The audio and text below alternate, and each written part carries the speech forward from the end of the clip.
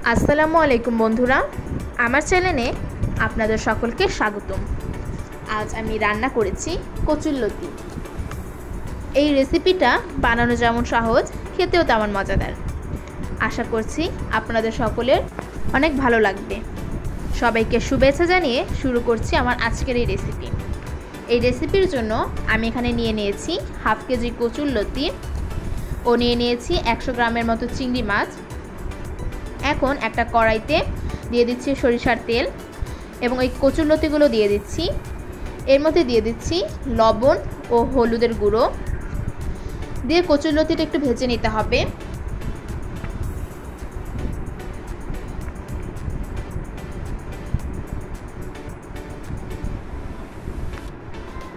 কচুরলতিটা কিছুক্ষণ পরপর একটু নেড়ে নিতে হবে।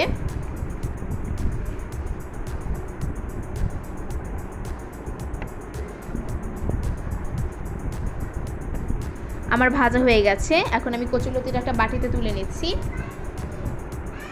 এবার আরেকটা কড়াইতে আমি দিয়ে দিচ্ছি 1 কাপ পেঁয়াজ, দিয়ে দিচ্ছি সরিষার তেল। এখন পেঁয়াজটাকে একটু নেড়েচেড়ে নিতে হবে। এর মধ্যে এখন দিয়ে দিচ্ছি চিংড়ি ও দিয়ে দিচ্ছি কাঁচামরিচ। এখানে কাঁচামরিচটা আমি মাঝ বরাবর ছিঁড়ে নিয়েছি। এখন চিংড়ি মাছটাকে একটু ভেজে নিতে হবে। এর মধ্যে দিয়ে দিচ্ছি 1 কাপ পানি, 1 চা চামচ রসুন বাটা, হাফ চা চামচ জিরা বাটা দিয়ে একটু নেড়ে চেড়ে নিতে হবে। এখন এর মধ্যে দিয়ে দিচ্ছি 1 চা চামচ হলুদের গুঁড়ো, 1.5 চা চামচ মরিচের গুঁড়ো দিয়ে মশলাটাকে একটু কষিয়ে নেব ও দিয়ে দিচ্ছি স্বাদ মতো লবণ।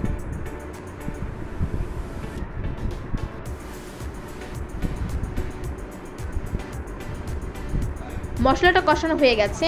এখন এর মধ্যে দিয়ে দেব কচুরলতিগুলো দিয়ে মশলাটাকে আবারও কষিয়ে নিতে হবে।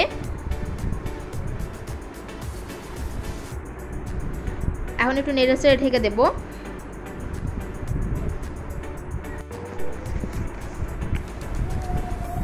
দেখুন বন্ধুরা, আমার কচুরলতিগুলো কষানো হয়ে গেছে।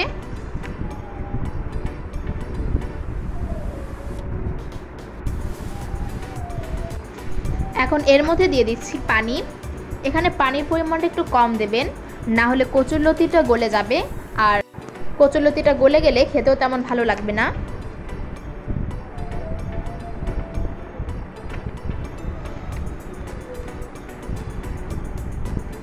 এখন 4 থেকে 5 মিনিট রান্না করে নিতে হবে।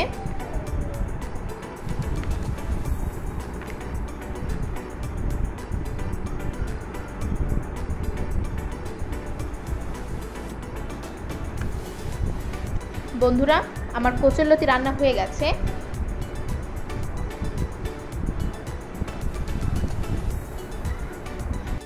বন্ধুরা, আমার ভিডিওটা যদি আপনাদের ভালো লাগে তাহলে লাইক, কমেন্ট, শেয়ার করতে ভুলবেন না এবং এরকম মজার মজার রান্নার ভিডিও পেতে আমার চ্যানেলটা অবশ্যই সাবস্ক্রাইব করে রাখবেন।